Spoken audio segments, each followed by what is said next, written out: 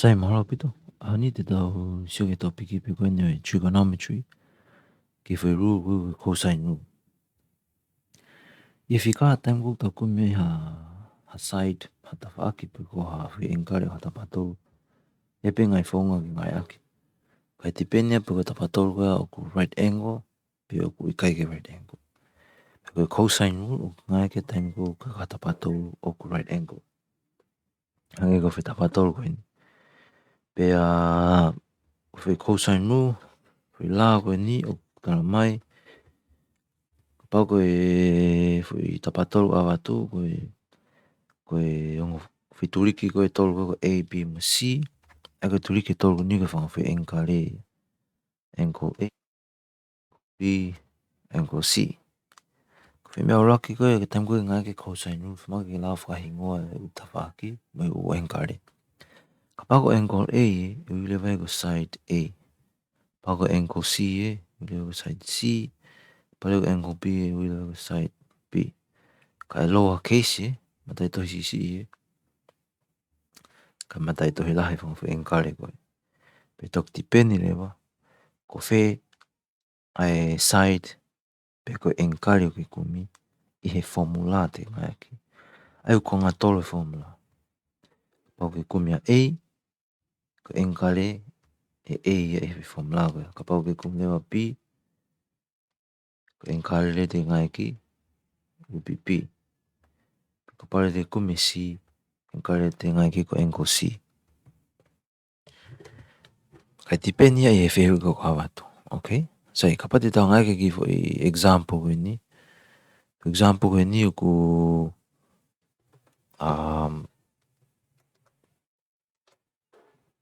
tamai ke kumi ai find the size of angle A. Mai ke kumi size of angle A, alpha. Ko A ko A whakakariki ko alpha. Kumi fo engkare koe. Write your answer correct to one decimal place. Ea koe tu koe ni. Koe o whamaka tau kumi.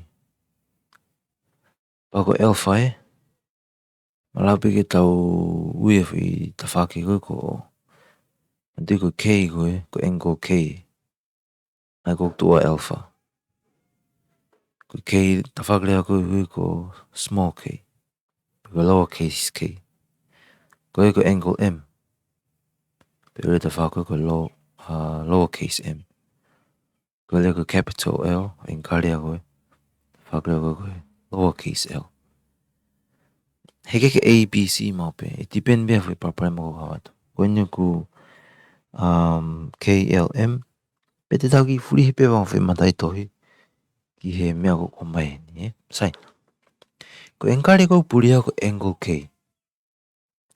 Therefore, ko formula ko te tauhanga whau. Ko tama ko tu subject. Will be the side opposite. Pe ko lower case K. E pehene wea. E K square. Tau ki he tānaki aiongo ta whaki e taha. Ai ako L squared mo M squared. Mantu ko tānaki. O keke mahu inga order ya. Peko whi property ko ko commutative. He ok tatau pe M square tānak mo L square.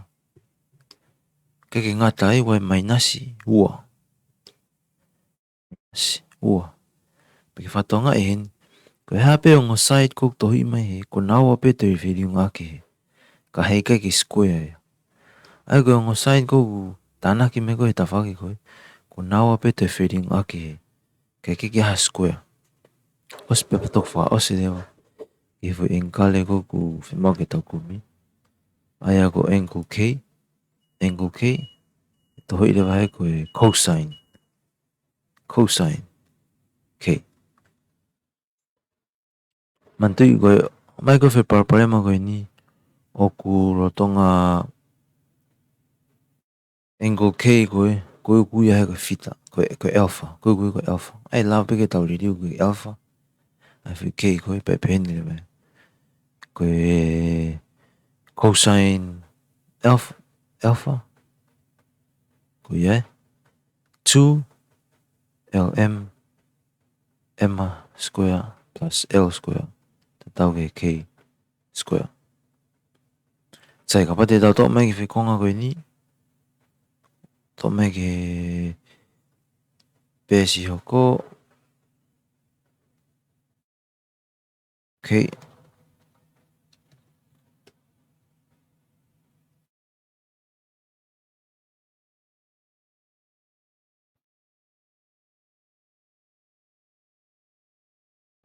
Ai ko tau fi formula. Taimini rio ko tau meko fai taimini ko substitute. KCCE because lowercase cake total ke hiva. Hiva square. LCCE ko wat ko tafa. MCCE ko wat ko val. Minus U. L ko tafa. M ko valu. Cosine alpha. Alpha ko yuk tau venga ki tau kumi. Sai te tau fetu kutuku lewa venga ya alpha ke subject. Kutuku ni ko tafa square. Ba te tau la fika e kau tamakani taimini. Tafa square ko tau ke tahi wano. Tahi wano val square ono fa. Ua linga tafa. Dinga valu. Tau ke ua wafa. Ua wafa. Cos alpha. Hiva square lewa. Alta. Sai te tala tolo simplify ki fai konga bego e tahi wano. Tanak pa me ono fa ma oheni ai ua no noa. Peto ki kore mi ai ua wafa. Cosine angle alpha. Tau ke valta. Manduga tau whenga ena cosine alpha. Ke alpha ke subject. Kapai ave ua no noa ke ta whake koe. Ave ki ho kore. Valtaha kore ua no noa. Tau ke minus ua wafa. Cos alpha. Valtaha kore ua no noa. Mai minus jau fitu hiwa. Awatu lewa minus ua wafa tu liunga koe. Ade ki ho vai vai. E mao lewa ini ai cosine alpha. Okay. Cosine alpha lewa ta whaki koe. Sai, teo fitu hiwa. O waki ai ua wafa. Maine noa poini fitu hiwe hiwa. Noa poini fitu hiwe hiwa. Tatau ke cos alpha. Sai ka paru tau kome alpha e ave cosine. Tengo tapeo ke ave cosine. Kai tuko engkale e ave ta whako inverse. So therefore alpha will be equal to ave cosine ta whako inverse. O fika kuk tari mai mehe. Ake noa poini fitu hiwe hiwa. Pego ho hanga peo cos inverse ai answer. O mao e tolono. Poini hiwa nime nima. E nine tamai ke round ke 1 decimal place. Ko alpha ko na mau ko tolono. Poini nime hiwa. Hokwat pe. Kapai round often ke 1 decimal place. 1 decimal place e significa ta whaki. Kapai hok 5 and greater than. Tanak leo tagi. O mao e tolono. Poini ono. Ko tau engkare.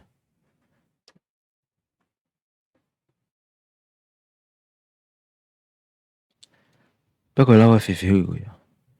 Sai tau te try pe haki foi example e taha. For example ko ini.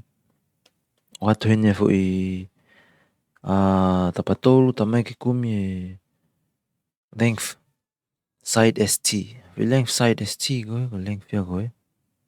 Ai ko hinga ya ke foi length koe capital R koe which is lowercase r. Angle S koe ko no tafa kono side e koe lowercase s. Pia koe fitu koe. Kono engkale ko T. So this is lowercase t. Kapaluk tau fi kumi ai tamakuk puria. Ai. Pia koe lewa tu subject. Te pen lewa.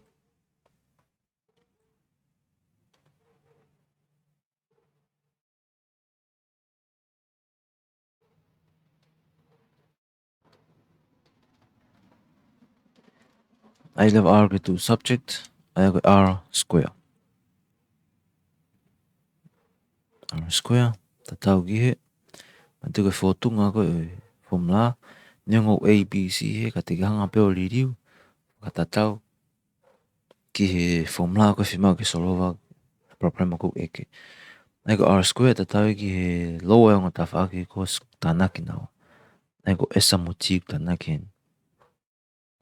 Peto kore ua, liunga esa mochi. Peto ki cosine. Engkali ko r which is capital R. Sego esa ni ko tahaua square. Tihe ni ko e fitu square. Kore ua, esa, tahaua, ti, fitu. Cos engkali R ko e whāwaru. Ke kumia ki R. Sai ka pare te tau kumia whimangi tau simplify. Tahaua square tatau ki tau whawha. Ki whahiwa. Ua ringa taha ua. Mai ua wha. Liunga ki fitu. Mai te au. Ono walu. Cosine. Whawaru. Tau en ki R square. Te au whawha tanak whahiwa. Te au hiwa tolu. R square. Tatau ki te au hiwa tolu. Taha no walu. Cos. Whawalulu mieni ko krita. Mai taha ua point wha. Poini whata. Taha hiwa tolu. Kore taha ua point whata. Mai ne walnoa poini mahiwa. Walnoa poini ni mahiwa. Mana tu kata whengan ki kume R e awelewa square ki ta whaki koe o square root. Ai walnoa poini mahiwa. Square root lewa walnoa poini mahiwa. Tau e ki walu poini hiwa walu. Walu poini hiwa walu. Koe tō leo koe ni. Koe R man tu e whamake around ki 1 decimal place. 1 decimal place i ngata pehe hiwa.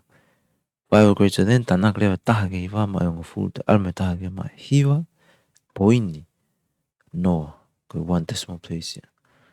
Ego tau tali ke ni hiwa poini noa pea koe mea taha ne ngalo ke ai nei koe whakahue ai unity. Ego unity ni koe mita utau ngai ki. Ego tali ke whiego ni pea koe o se pegi fui video koe ni. Pato ke awhiu to ki komen me ben. Malo mito.